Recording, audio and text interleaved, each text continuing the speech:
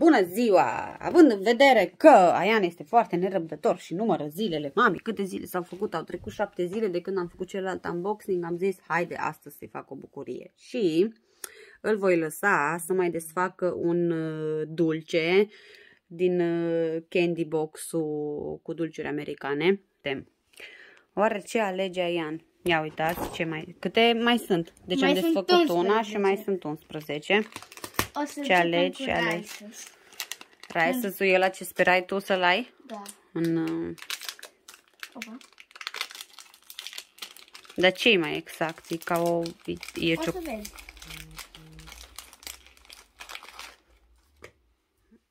Uitați-l.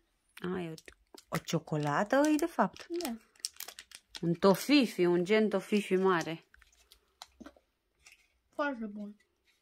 Și înăuntru e caramel? Caramel cu biscuite. Da? Da, să gust și eu. Unboxing-ul lui Aian, dar mă bag și eu să gust un pic. Și unde arahide? Unde arahide? Bun.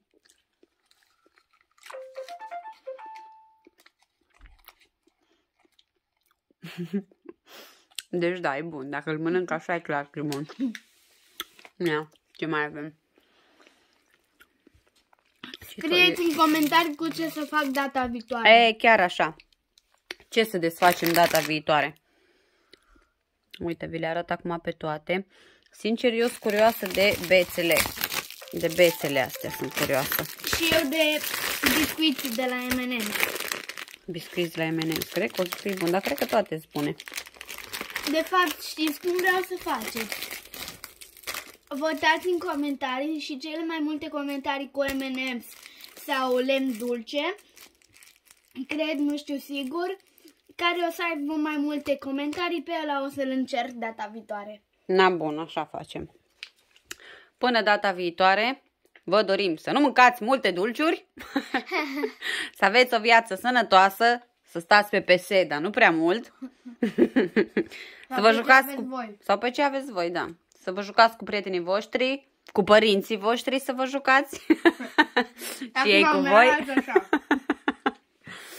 Și ne vedem data viitoare. Așteptăm comentarii ce să desfacem săptămâna viitoare sau poate zilele viitoare. Vedem acest lemn dulce, parcă a zis Aian că se numesc, sau biscuiții de la M&M's.